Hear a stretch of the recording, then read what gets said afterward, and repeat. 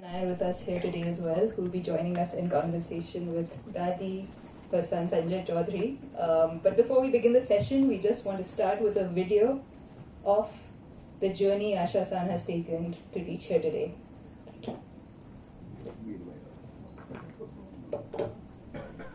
Lights off.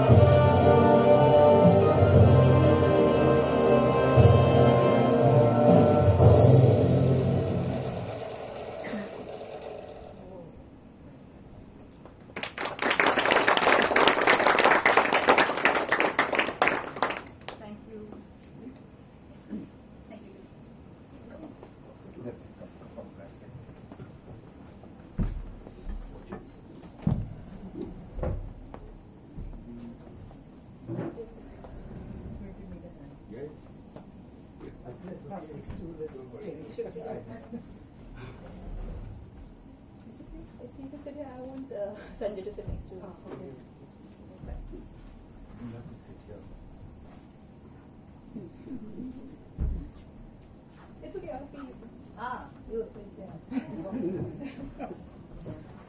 the lieutenant is informed.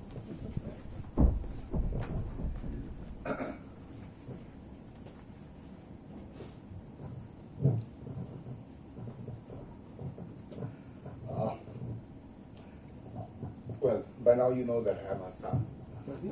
And we've gathered here to talk about a book,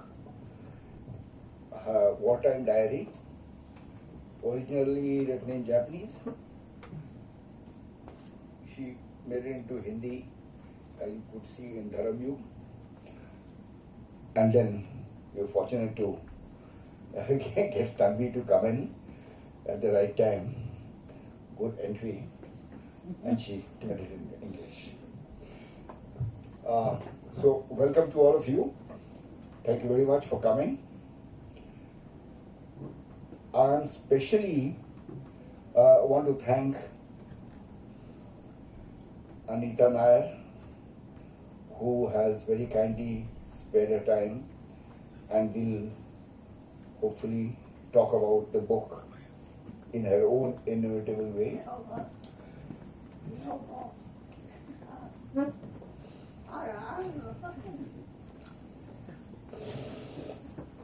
Let me just very quickly tell you about Anita ji.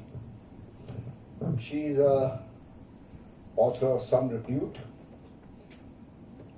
more than 9 books, 6 books for children, poems, essays. She has her own blog, and the It's fine. We're here to talk about Asha-san. I'm used to a cheat sheet, so anyway, so she's, we're very honored and gratified that she could find time to come. And I don't know, many of you may have, especially if you're interested in novels and essays from a women's issues and perspective, you may have come across her writings. She's been awarded the Bharatiya Sahitya Academy Award. It's very difficult to talk too much about a person because one is in awe. And I'm very happy that Tanvi has kind of wriggled her way into being a mentee of sorts. So, nothing more to, what more could have happened?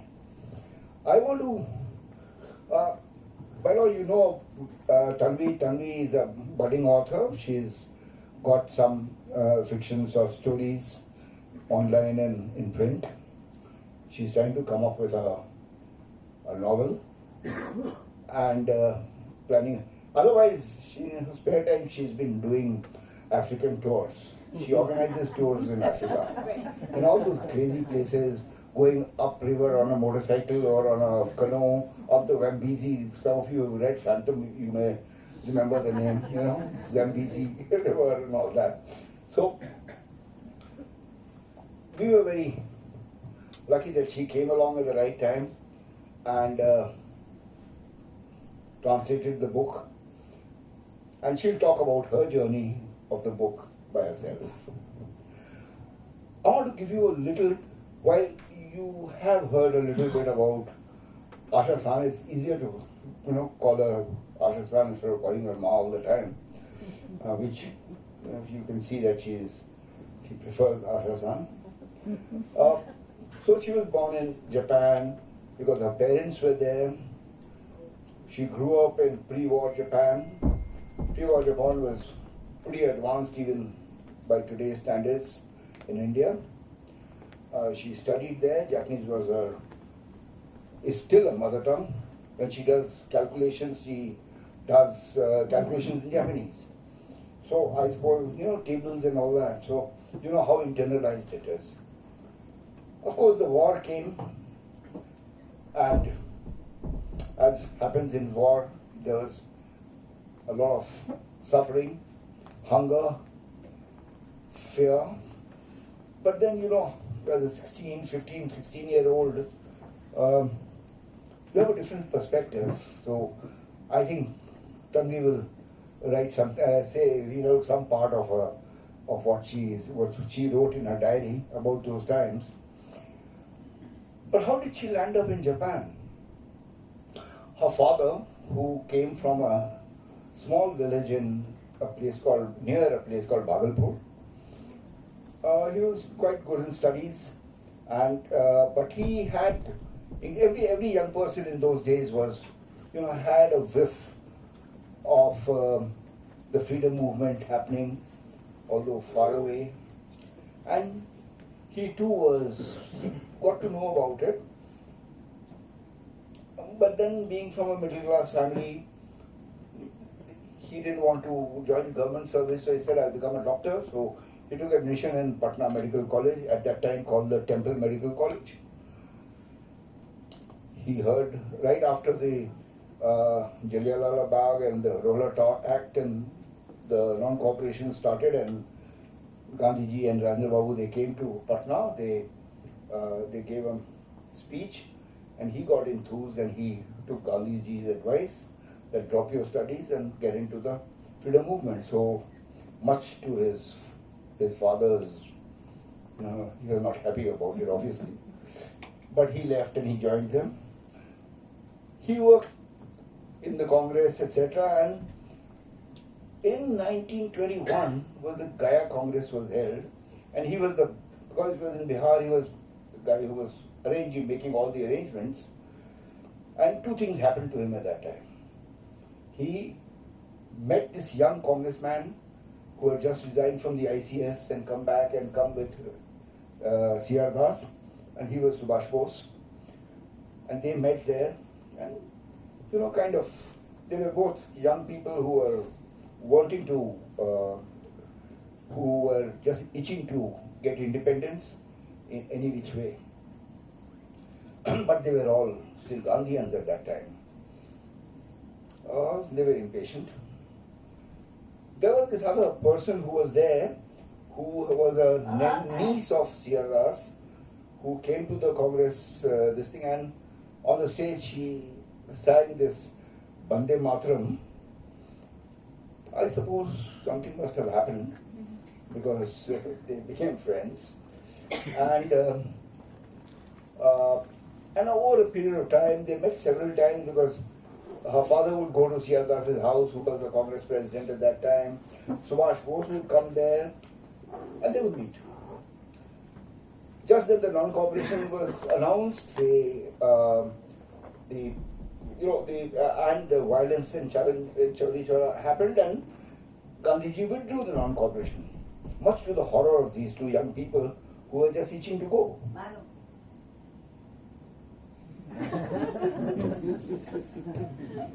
Okay.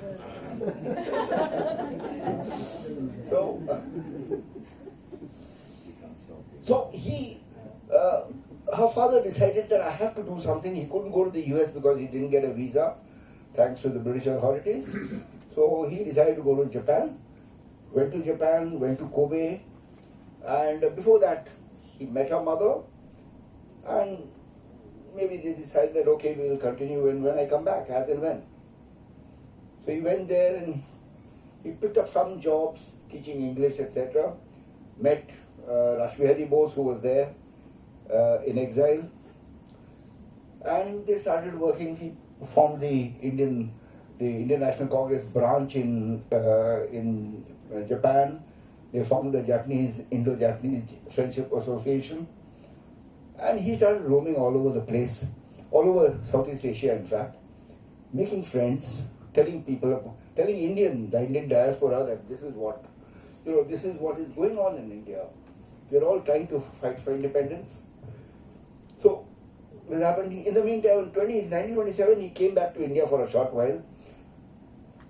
He met her mother again, and they got married. He went back. They went back. And she was born on the 2nd of February 1928. After that, of course, it's his story. So maybe some other time, hopefully when I reprint his autobiography. You guys will buy it and read it. Okay? It's a different kind of a story. Later he was in the, responsible for getting Subhash Bose over. Her mother was sent to Japan, to Calcutta under some guise to tell Subhash Bose that everything is ready. We've got the Japanese government to help us. So come, we need your leadership. So all that happened. He was a minister, cabinet minister in the Aladdin government, as you could see from that photograph. And then war went on, the Japanese became very weak after a long war, and he was then captured, she was put into jail, etc. So that's, in a very brief way, how she landed up in Japan. And, okay, so she's getting a little antsy and okay, she'll have to speak. So you have to stop her when she starts. So, so I think I'll call on Tanvi to carry on. Sure, thank you, Sanjay. It's such a privilege and honor to be here with all of you, and especially all three of you, three people I respect really so much, and I don't think I'd be here today without all three of you. A few days ago, we had some of my son's friends over to meet Dadi, and it was just amazing. They were 5 years old, and they are 5 years old, and for them to meet someone who's lived through so much history was something that I just found very incredible, and it was just a very momentous moment. I really want to applaud, and I don't have words really for Dadi's spirit, which continues till today. I mean, she's definitely one of the feistiest 95-year-olds I've met. And I think it's a testament to both her parents and her upbringing, and I'm just so glad that she could be here with us today. Sanjay forgot to mention that I was a member of Anita's Attic, and we have some Attic students. So Anita's Attic is a creative writing program which I joined last year, and I think it's a very transformational program. Aside from learning about the craft of writing, it really gives you the focus and dedication. It's quite hard to think of yourself as a writer unless you write every day, and I think that's sort of been my biggest takeaway from the Attic, and I hope some of the Attic writers here will also take that away. And Rasi Sanjay, I'm so happy to have a father-in-law like him. Sense of humor and the same passion for history. There was this article that came out in the Telegraph, a review of the book last week, which describes the story as an effort to rescue heroines like Asha-san from historical amnesia. And I think it's so easy for people like Asha-san, members of the INA, people who are not as well known as the Nehrus or the Gandhis, to just get lost in history. And through Sanjay's efforts of reprinting his grandfather's diary, autobiography, to getting this book republished in Hindi and giving it to me, it was all just lucky, very lucky. I'm very happy that COVID happened. I'm very happy that the kids were at home driving me bananas. I'm very happy that I had to lock myself into a room and find a passion project, and this was that passion project. Translating it was something which I think I fell in love with as I was doing it. A lot of people ask me how long did it take you to translate. So I think it's a very multi-tiered answer. The actual physical act of literal translation just took a couple of months. But while going through the story and while translating it, you walk in the same footsteps as Asha-san. So my husband knows this. I've woken up in the morning saying that, I had a dream I was in Taichu and I found that castle. I was looking for it and I couldn't find it, and I had a dream that I was there. And I think that's the really interesting thing, because when it was translated from Japanese to Hindi, there were slight misinterpretations. So in Taichu, the castle's name was written as Rinchi. So I was like, what is the Rinchi castle, Rinchi? And then I found it was Linshi's castle. So it's you really feel like you have lived those moments in this diary, and I think that sort of just being able to translate that emotion and bring it onto the page, I think that is something which takes a much longer time and a lot more effort.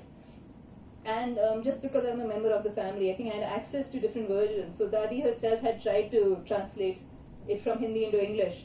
So while she was translating it, she was putting in new information. So putting all of that together, doing a lot of research around the chronology of things. So the excerpt, for instance, that I'm going to read, it's very interesting from that perspective. The Hindi diary actually begins with it, but while you're looking at it, you think that it should go in 1943 because that's where the diary begins. But while you're translating it, you're just like, this doesn't make sense because in 1943, American technology wasn't advanced enough. There weren't B-29 bombers over Tokyo. And so you're almost, you feel like an archaeologist, a detective. You're trying to figure out, okay, does this fit here, right? Is it accurate? And you're picking up all these little clues and putting it all together. So this excerpt that I'm going to read is set in February 1943, and this is sort of the tail end of the war. Japan is already suffering lots of losses. American B-29 bombers are flying over the air constantly. So this is what Dadi had to write. Winter, but this is Tokyo. Spring is a while away. A white blanket of snow covers the earth, and it feels as though the sky will burst into tears at any moment. Here and there, evergreen trees show the tips of their fingers. It is cold. We know dawn will rise tomorrow, but today, if conditions stay the same, we will freeze to our bones. There is no strength left in the gas stove. We make tea for Ma with whatever wood remains, without milk. Hunger gnaws at us, but there is nothing to eat. Ma bartered a cotton sheet for rice some days ago in the village of Kokobunji, but there is only a handful left of it now. When Ashok doesn't care about his hunger, how can I say I'm starving? When baby sings, how can I cry? When nothing worries Ma, then how can I, her eldest daughter, no, her eldest, make a face? Ashok is only 8. On our way to college, there is an attack, and we rush into a trench. Looking up, we see a throng of American B-29 bombers hovering over us. We call them mosquitoes, because they make a buzzing sound on approach and are smacked down to the ground like pests. Here they come, swarm after swarm, their propellers slicing the thin air. 2 mosquitoes and 1 Japanese airplane are on fire. They glide smoothly towards the ground, one after the other. The Japanese pilot, sun glinting against his green wings, waves his handkerchief, bidding farewell to the world. Taking leave from the red sky and the white earth, he becomes a martyr. In his mind, he has probably made a vow to be reborn in his holy motherland, Nippon. How brave is he? I wish I could attain a similar death. After college, I visit the ration office. I have a permit which allots us 500 grams of Burma rice. Ishikawa-san says they have 5 kilograms of rice for 10 households, meaning 500 grams per house. At least we get to see rice after a month. As soon as I return home, the sirens begin to howl, bo, bo, bo. The enemy pilots have reached the periphery of Tokyo. In a few minutes, carpet bombing will begin. Snatching the bag of priceless rice along with a first aid kit and a helmet filled with cotton, I rush to the trenches with Tulu. The mosquitoes arrive soon after. Dual sirens screeching around us. Bombing begins almost immediately. The air heaves and the earth shudders. From the ground, the Japanese try their best to retaliate with the anti-aircraft guns. Japanese fighter planes roar upwards, and the calm evening sky bleeds rust. Intense fighting breaks out. Tulu and I quietly exit the trench. It is difficult not to be curious, despite Ma's instructions. She has forbidden us from coming out of the trenches. The spectacle is truly entertaining. Imagine thousands of needles piercing the sky, a tapestry, a theater like no other. Cinder and fire. Flaring planes, both American and Japanese, engaged in a duel to death. Watching this scene unfold, we too wish to hoist ourselves onto the burning cinders and cry with joy. The skies eventually become calm, and as the earth smolders, we return to our home. The government has forbidden us from lighting a candle or producing any sort of light. Only a traitor would light a flame or a cigarette at this moment. Holding Ma's shoulders, we bring her to the room and gather around her. Soon, the radio informs us that the enemy has left Japanese territory. Ma's shadowy figure places something in our hands. I cry out, "Ma, where did you find this bread?" "First, you all eat," she says. "Ma, where's yours?" Ashok asks. He worries about Ma first, his hunger last. We break our bread into smaller pieces and feed her. After finishing our princely meal in darkness, we wash ourselves and slip under our blankets. Tonight, unlike other nights, Ma is not talkative. Nor does she gently scold us. Who knows what suddenly happens to her? So joyful and busy, and then unexpectedly, a stony silence that petrifies us. She sings, sometimes in Bengali, sometimes a song of prayer, sometimes a Rabindra Sangeet. And abruptly, during a verse, her voice breaks and she collapses into tears. We are too scared to ask her the reason.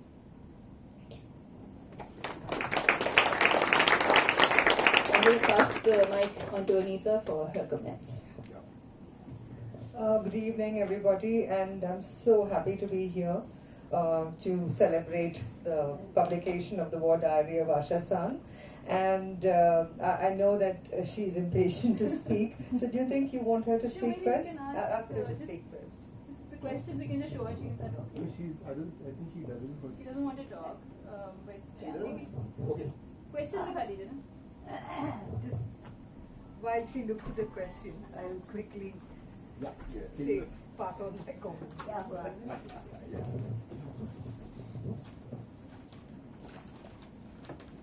Tell us about the first time. Yeah. So, खड़े पर सबको जय हिंद. हम लोग जब Japan में थे तो नेताजी जर्मनी से आके पहुंचे तो नेताजी हाँ You speak in English. हाँ English. क्या English. English में oh so I met we went to the Imperial Hotel of Tokyo where secretly Netaji came and with Netaji was Major Hassan, his private secretary. So it was about 12 o'clock at night. So nobody knew that we are coming to meet her. So I met her. So first thing she said, it was, Jai was not introduced at that time. So we, in Indian way, we touched foot of Netaji Bharata. And Netaji was so angry, he said, you are not to touch anybody's foot now. खड़े होके बोलो जय Hind. Germany में थे तो जय हिंद शुरू हो गया. Then we said, yeah, we just stand up and say Jai Hind. Then we came to know what to do. So I told Netaji that I want to join Rani of Jhansi Regiment. It was already in Germany. It was so in India, in Japan also, in Asia also, there will be Rani of Jhansi Regiment. It was decided. So I told him, Netaji, that I am also going to Singapore to join Rani of Jhansi. It was okay. So he went away to Singapore and then Burma. Then Azad Hind Fauj was there, and then Azad Hind government was established, and Netaji was, of course, supreme. And my father, my uncle, and all the Indians joined this this government, Azad Hind government of Canada. And then I was, my sister and I was very keen to go to Bangkok and then join Rani of Jhansi. Then Papa, my father, came to Tokyo for some work. I told him that we all want to go to join. Right? But my father said that there has to be somebody to look after your ma. Ma was not well, so only one can go. Then there was fighting among the two sisters. I will go. She said, no, I will go, you stay. Then afterwards it was decided that I am to be younger, so so I can go. I went to after some time, I went to Bangkok and joined Line of Jhansi Regiment, and from Tokyo to Bangkok. So, but, so went to from there from Tokyo, from Tokyo, I by plane. We went to first to Formosa, Taiwan, still there. Then in Taiwan, American B-29, Asha-san in platform. And then somehow we were safe. So after that, from Taiwan, we went to Saigon and then to Bangkok. And in Bangkok, first day I was with my father, and second day I joined my Jhansi Regiment, and I started a military life. Yes, there was nothing to. We were so happy that we shall march to India, and then there was too much. War was over. War was not over. Second World War. Yeah, in Taihoku, I met my father and I met Kamikaze, no, suicide co, Japanese suicide, who used to go solo flight karke, used to go to enemy plane and stuck into that, and the pilot died, but the whole of the plane, the ship was gone. They sank. So I met those people, and then kamikaze pilots all came to see us. My father and said that we are going to Bangkok, and then we shall free India from English. They said, yes, tomorrow we are going to die. But in the morning, 4 o'clock, this kamikaze pilot was to go to die stuck into the American plane, American ship, and then died. So, and next day we also went from Formosa by plane. We got a plane, so we went to reached Bangkok. And from Bangkok we were to go to Burma. But every day and night they were bombing. Still, we used to see how to reach India, to march by marching.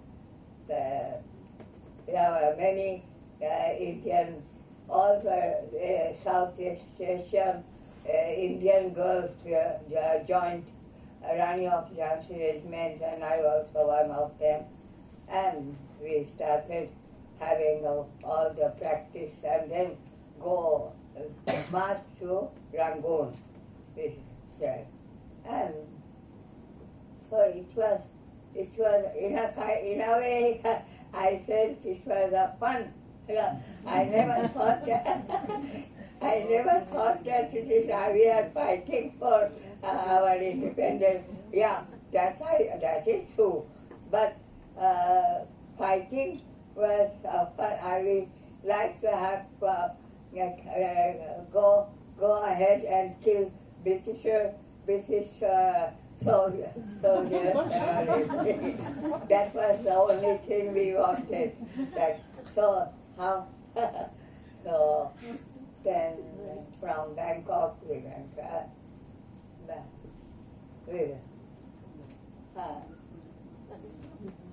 Oh, then what happened? That the atom bomb destroyed Nagasaki and Hiroshima last year. So Japan couldn't fight more after this. So Where were you when atom bomb fell? huh? Atom bomb? Nagasaki. No. Where Yeah. were you?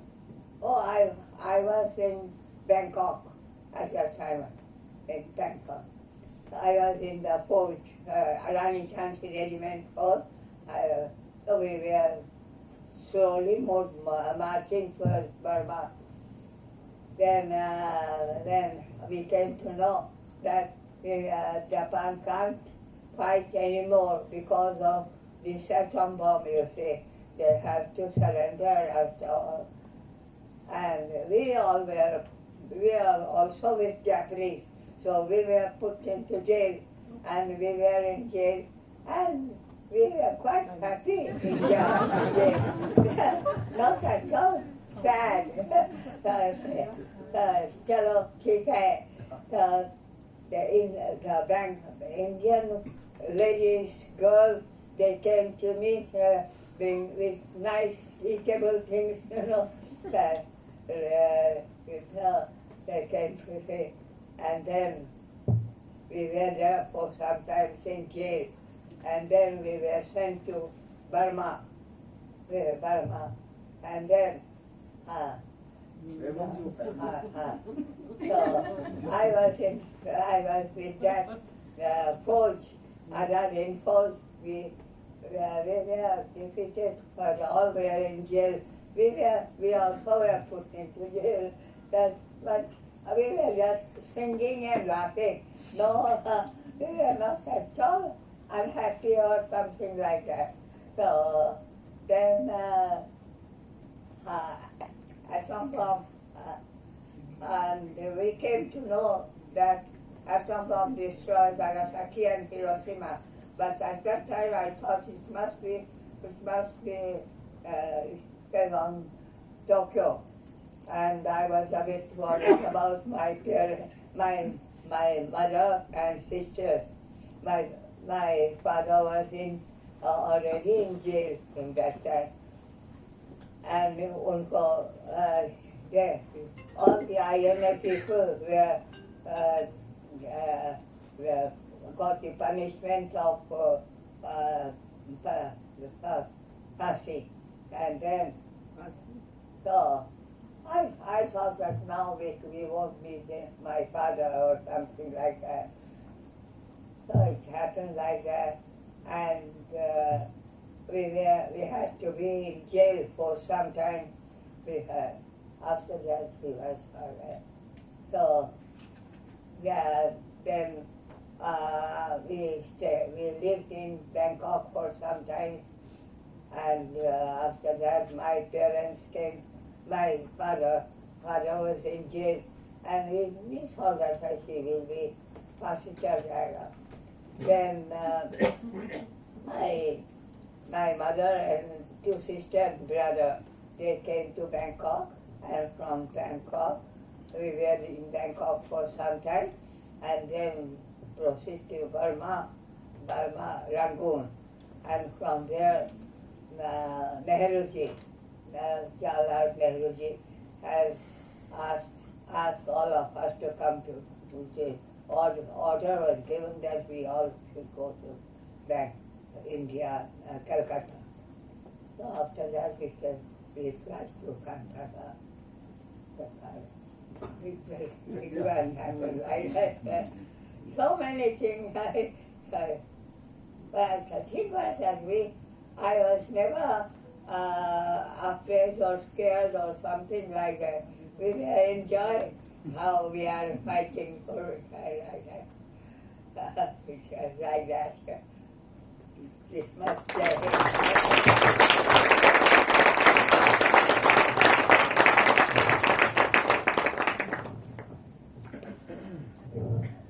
Thank you again.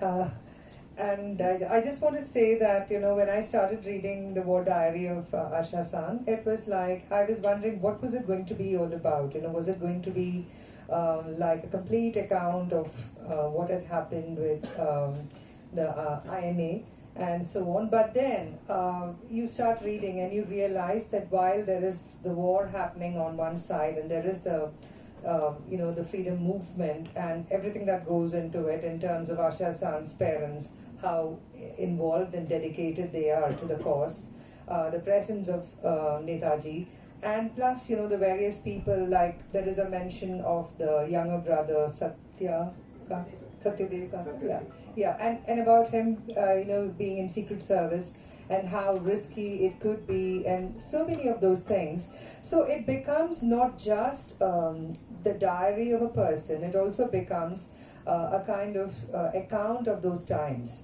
And it's very interesting because for most of us who have heard, about the freedom struggle and all of it is seen from this one perspective, which is what happened within India. You really don't know what happened outside India. And to many of us, I mean, especially my generation, when we were growing up, our information source was Amar Chitrakatha for most of us. And then you would have this comic book about Netaji, and so it's all comics. And for those of you who know what Amar Chitrakatha is, and then in the school textbooks and so on, the history textbooks, they're all fleeting references. So you really do not understand the exact scope of what was actually happening, of all these freedom fighters who believed in Indian independence but were working for Indian independence from outside India. And apart from that, you also see this young girl, this 17-year-old girl. I keep thinking about the 17-year-olds that we know now, and how many of them actually even probably can name like 5 prime ministers back in time. And I'm sorry to sound so, dismissive.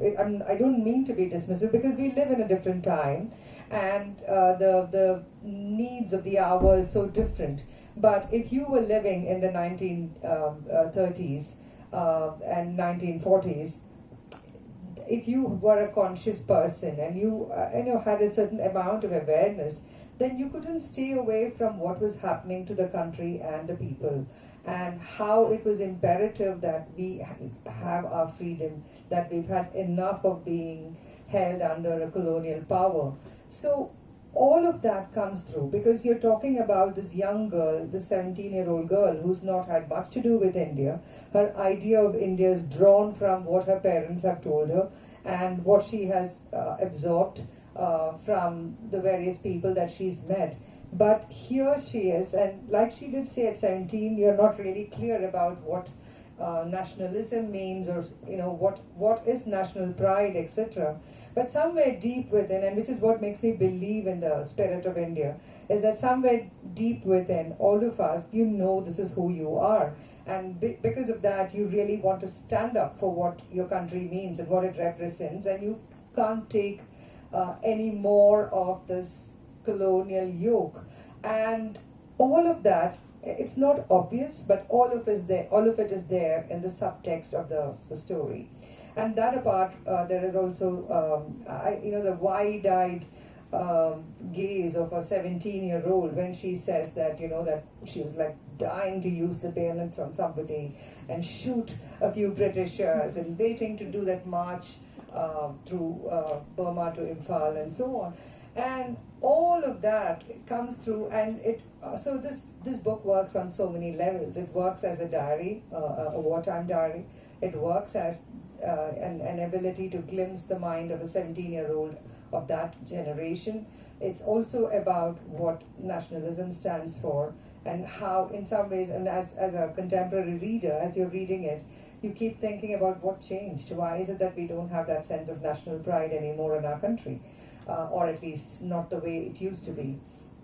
So, I think in many ways, if you haven't read this book, you should pick this up, because it works on so many levels. And then a special note on Tanvi's translation. It's a brilliant and seamless translation, because one of the things about translations is that if it is not done well, and it's a clumsy translation, then the reading becomes difficult. You find yourself, pausing at words and saying, is this what the author actually meant?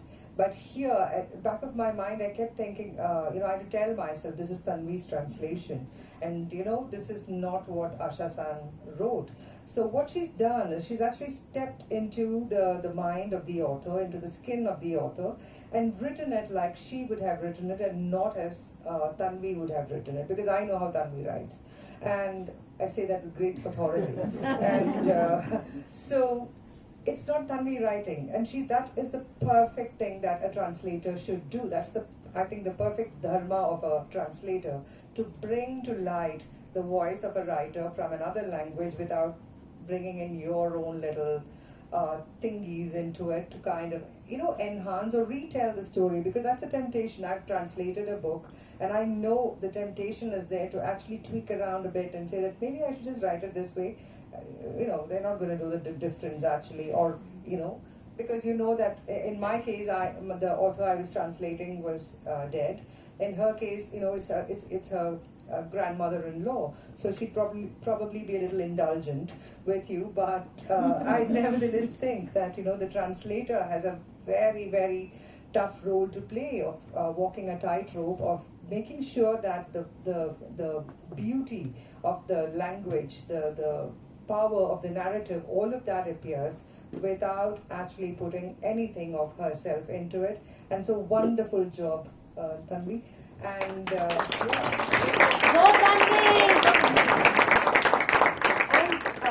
and I think this is a lady who all of us should be like thinking about every day and saying, this is what India meant to a lot of people, and this is the spirit of India, to be at 95, to sit here and talk to you about what it was here, and that life. So I'd like to say thank you to Asha-san. She wants to sing a song. Yeah, of course, yeah. So thank you very much. Okay, this is a song that I've heard from my childhood. Kind of a lullaby. I don't know how I slept. You can sleep through it. There's a lot of mention of this song. Kadam kadam padhaaye. Translation, kadam kadam. Sab maan lo. She wants to. We'll sing with you. Yeah, we'll sing. I can't sing now. Doesn't matter. Go. कदम कदम बढ़ाए जा बढ़ाए जा बढ़ाए जा कदम कदम बढ़ाए जा बढ़ाए जा बढ़ाए जा खुशी के गीत गाए जा ये जिंदगी है कौम की तो कौम पे लुटाए जा कदम कदम बढ़ाए जा बढ़ाए जा बढ़ाए जा तो शेर हिंद आगे बढ़ मरने से फिर भी तो न डर तो शेर हिंद आगे बढ़ मरने से फिर भी तो न डर उड़ा के दुश्मनों के सर जो थे वतन बढ़ाए जा उड़ा के दुश्मनों के सर जो थे वतन बढ़ाए जा ये जिंदगी है कौम की तो कौम पे लुटाए जा कौम पे लुटाए जा कदम कदम बढ़ाए जा बढ़ाए जा बढ़ाए जा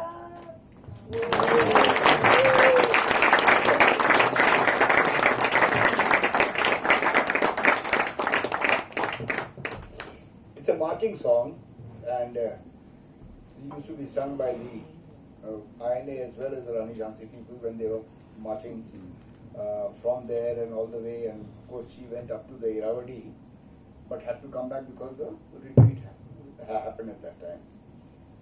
So there were other very nice songs, but I always love this one because it's got a bump to it.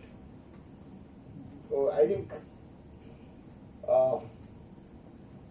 think she will answer some questions if anyone has got any questions.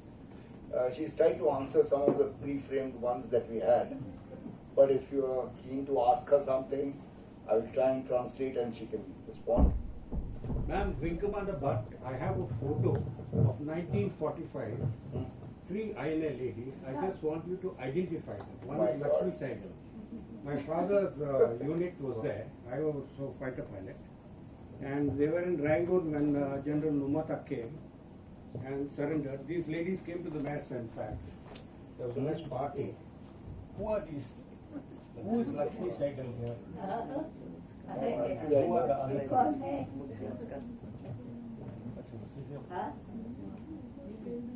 मतलब ये कौन है इन लोग हैं? आए नहीं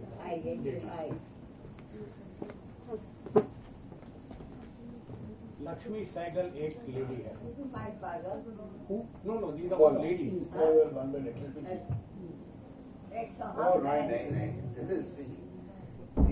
This is the mother and these two sisters.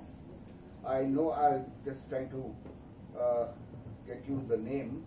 My They were very well-to-do people, business people.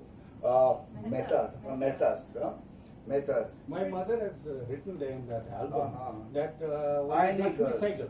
No, it's not just.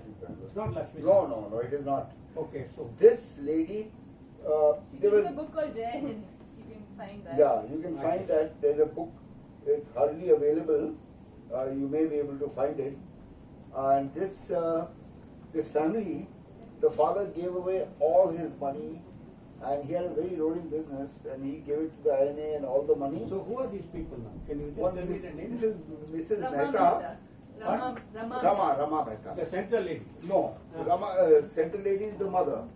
Rama Mehta died about 2 years back in Bombay. I have spoken to her a number of times. The sister died before that. No, but so who are those three The ladies? two are, I think, Central is the mother.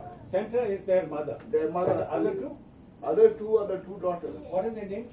One of them is Rama. The one on the left. One on the left is Yes. Rama Mehta. Rama Mehta. Okay, that's very interesting because my father had in his diary address book, he had some Mehtas there. So that's probably the same Mehta. Rama Mehta, I don't know. So thank you, man. Thank you very much. You said Do we have any your other father was questions? in the Yeah, my father was there. I'm writing his coffee table book. I researched everything about those things. In No, fact, he I was found a a book. he was He was a fighter pilot with In- Brigade Squad in in Rangoon when they surrendered. And the best part Anyone was else for The questions? Japanese didn't surrender after that in the jungles till August. Just wanted to ask her, you said she reached up to Irrawaddy. What point did she reach? Did she cross into Burma? No, Irrawaddy is in Bombay. Yeah, so she crossed over. He's asking, Huh? आपका troop, your troop, Yeah. your Rani Jhansi regiment, where you were there, till where they went in the Burma, कहाँ तक गया? Oh, he was present. He's asking, till where you went, Huh? till where you, you should write. Till where in Burma did you go? Oh, only Rangoon. Rangoon तक पहुँचे, उसका लड़ाई खत्म हो. We from Bangkok I did Rangoon with my Rani regiment people. Then we were prison there. After that, when Nehruji asked Burmese Bamo to release all these Indian girls and let them come back to India, then Bamo released us, and then You read the book, you know that after the training, they were given a month of emergency training, and then her troop, because Lakshmi Saigal at that time, Swaminathan, the earlier troop had gone with the INA and they had already reached Northeast India.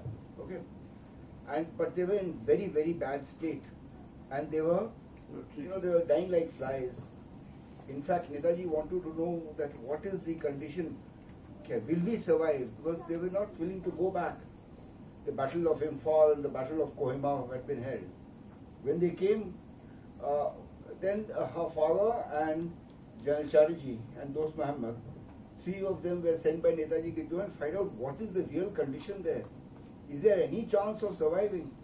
So I've got a photo, they were on that border, and they saw that, because they didn't have ammunition, they didn't have food, they were dying like flies with malaria, etc. So he came back and said, look, we'll have to retreat and fight another day. So the retreat was announced. Till that time, they had reached up to the Irrawaddy, and then they came back. And Netaji, in fact, did not take a flight back, but he accompanied the INA soldiers and the Rani Jhansi people all the way back.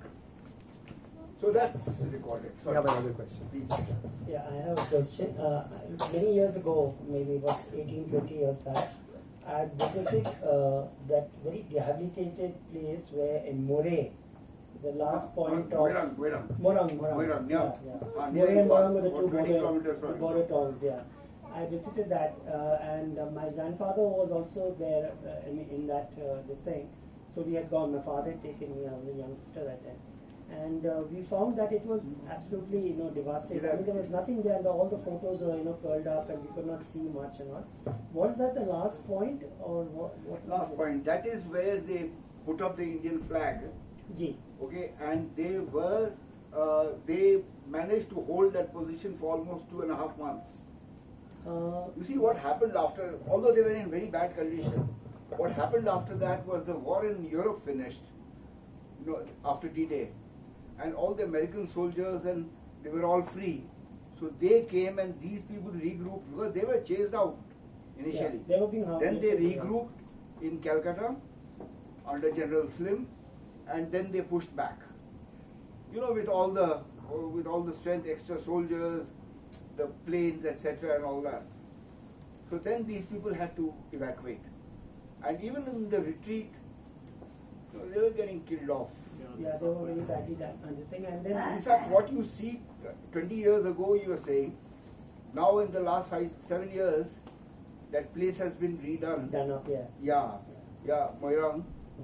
So, yeah. In fact, few people from that time, from that last point, Indians, they went on walking through, hiding in the villages, taking shelter against the British, because they were being sort of literally chased and killed. I know there were people are dying left, right, and center. 20 out of the 60,000 force, We just come back. 26,000 people We just died. And INA, the British soldiers who went across were 30,000. And 30,000 were Indians from Southeast Asia, which included the Rani Jhansi regiment of about 2,000, 3,000 people. We have another question, I think, for Asha-san? Please. Yeah, no, well, actually, my father was also in the INA, and just to give a little bit of a background. पिताजी इनके father INA में थे. Yeah, so he was earlier in the British Indian Army, and then when they were prisoners of war, and Netaji spoke to them. He was one of the few officers who actually also moved across. And What were their names? Joe Rodriguez of the INA. So And your grandfather? no, this is my father. Grandfather wasn't in the INA. But so my question was actually, I was wondering who gave the training to the Rani of Jhansi regiment. I met Lakshmi Sehgal later, much later, but I was just wondering for their regiment who gave the training. Let me, because I've Used research. Yeah, And I want to I've read thank you about all it, that really is why for I'm doing saying this and this. bringing this alive. It's been the nice. training part was given especially to those soldiers and officers who had come from the British Army because they were trained soldiers. हम लोग को training दिया INA के officer and Netaji के जो लोग थे शाहनवाज खान जिलन इन लोग के अंदर में हम लोग को ट्रेनिंग मिला शाहनवाज खान जिलन साइगल इन लोग हम लोग का कमांडर थे और Who was your commander? Lakshmi Bai was our commander. They retired. Yes, no, thank you so much. Actually, my father was also in the Red Fort, and they were the ones with the black bands. So those were put into sort of solitary confinement, because they were the more dangerous ones. Yeah, Part of the secrets, as you said, they were the strategic ones who were. So they were also sworn to a little bit of secrecy. They were black, grey, and one more color, Yeah. and white. White were harmless kind of people. The blacks would have been hanged Yeah. ultimately. The huge number of them got shot. There's another question here, and then we'll go there. Well, actually, just a little supplement to what they are saying. First, I really appreciated her spirit. And I think for the first time, I'm in the same situation as Tanvir. I'm the son-in-law of an INA officer. And I used to always wonder how Dad, when he died at 94, had this spirit always. The only difference was he was from the secret service. So somebody mentioned somebody about Satya, and I hope we will be able to talk about it, because we as a INA family have been wrestling with the idea that Dad was the 13th Guerrilla Regiment and then later became part of the secret thing, and so he refused to talk about it except when he was vulnerable. And whenever he did talk, Thelma used to write notes from what he said. Even his grandkids used to ask him all about, but he kept not wanting to until the end. No, I just have a thought, maybe to even both of you. Sometimes when you find these memories which are not secret, but they're sort of not shared by the person. Here it is, you were lucky that she wrote her diary. And we have all sorts of, what I've been doing as a son-in-law is every book that comes on, boss or relatives, so we'll go through the same way. If there's any mention about the 13th Guerrilla Regiment, he had a secret name also. We know he had a secret name because he's got an autograph full of everybody calling him that, but we've not even. Sri Vishwanathan came home one day and said, "You must write about Joe of the INA." And we said no, because in a way, it's a sort of thing, do we respect the secrecy or whatever of the INA, because he was a black band, though he came out, and the last photograph is where they all came out sitting with Gandhi and Nehru and all that is there. But it's always been something. But what I always worship, where did he get this spirit? He never seemed to have changed it. In fact, he only had a little doubt whether this was the India we fought for. It was make us feel a bit sad because we are also activists of a different type. Two things. So, uncle, he was the director of the intelligence and spy network, and so. So it was a little difficult. So he managed to stay away for almost 2 months, and when he was told that no, you might as well surrender, and hopefully they won't torture you.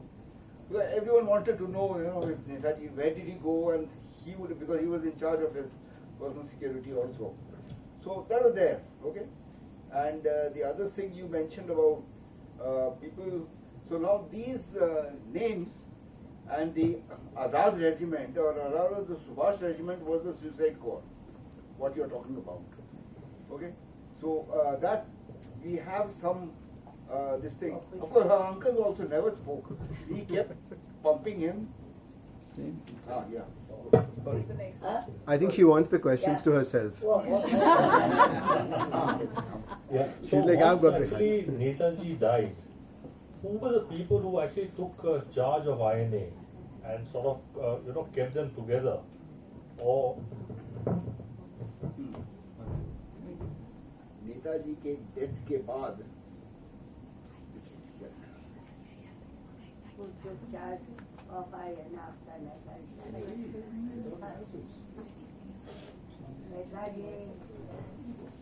Netaji died, and war was also over by that time, and everybody was, all the INA people, all the Azad Hind Force people, and Azad Hind government people, when Netaji died, we were all in prison, and Netaji, first we didn't believe, but we believe that now Netaji is no more. So nothing happened. He went away, and our Azad Hind government was because we were defeated, Japan defeated, so we also defeated and gone. That is the end of the story at that time. But my NDA course mate, General Bakshi, he got a book after the BJP government opened the files. And in that book, he said, we met him, we hosted him at the RSI. He said, actually what happened to Netaji was that there was a secret pact between the Brits and the Russians. Netaji was taken to Siberia, tortured and killed there. That is G.D. Bakshi's book. I don't have that book. No, General Bakshi, of course, is a good friend also. There are 12 different stories. 12 of them, okay? So, we can go on and on. There are a lot of people who believe that he didn't die at that time. The only, as far as she is concerned, Habibur Rahman brought the ashes to Japan, placed it, the ashes were kept in her mother's house for about 10 days. She is the one who placed it in the shrine she used to go to, where it is still lying. Why the government doesn't want to do or declare the DNA result? General Bakshi will be able to say. He should. You know. I have one more question, last question for Asha-san, ma'am. Yeah. That was my father was commanding Car Nicobar. And when I'm writing this coffee table book, I went deep into that. I had a book by an IAS officer. My father had met Bishop Richardson. Now what is mentioned at that time in 1942, when Netaji first came and landed on Indian soil in the Andaman, actually he was not the boss of INA that time. There was that other person in Singapore. But the Japanese, what they did was, they gave him administrative powers, as per this judge's book also. And in the administrative powers, he strictly speaking had no power. Who? Netaji. You know, it was whatever it is. Because, as per Bishop Richardson also, about the Indian political prisoners as well as Nicobaris, they were all, many of them were tortured, killed, and after the war in Singapore, there was a trial, and the key Japanese fellow was hanged and some others. This is the facts from a judge's book, Haryana judge's book, which I have with me, and Sethi's book. So Netaji, he didn't say anything at that time. Probably he was, because he was not really the head of INA at that time. Thank you, sir. Any comments on that? So I have a question. Can we? I only know that in that picture in where Netaji landed in Andamans, the three people had gone with him. One of them was her father. Okay. Now, anyway, I think that's it's a discussion for a different forum. Suraj, we have a question from you. Yeah, go ahead. So first of all, thank you for bringing this book. It's just, I haven't read it, really looking forward to reading it, and wonderful to hear Asha-san herself. I have a question for Asha-san, actually, which is, what would be her advice to young Indians today if we want to be patriotic? You know, her time she went to war, marched across Burma. What would be her advice to this generation of us? Your advice belongs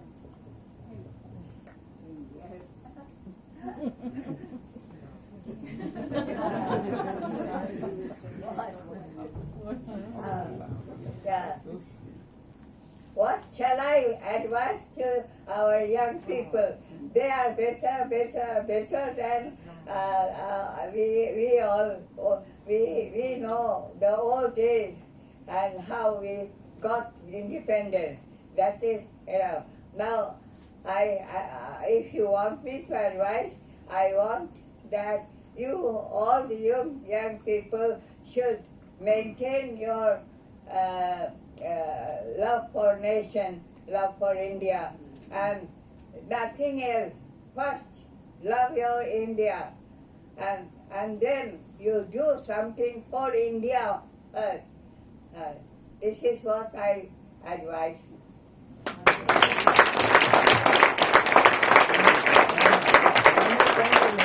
I have a Japanese daughter-in-law, a very nice girl.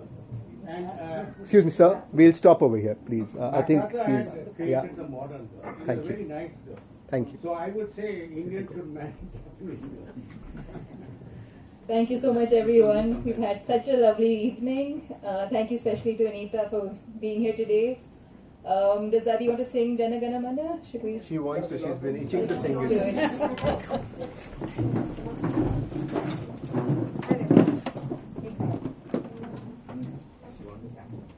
Yeah, she should wear her cap. Jana Gana. Start, no? Start. Jana Gana. Jaya He Bharat Bhagya Vidhata Punjab Sindh Gujarat Maratha Dravida Utkara Ganga Vindhya Himachal Yamuna Ganga Uchchar Jal Taranga Tab Shubh Naame Jage Tab Shubh Ashish Mange Gaye Jaya Jata Jana Gana Mangal Gayak Jaya He Bharat Bhagya Vidhata Jaya He Jaya He Jaya He Jaya Jaya Jaya He Jai Hind.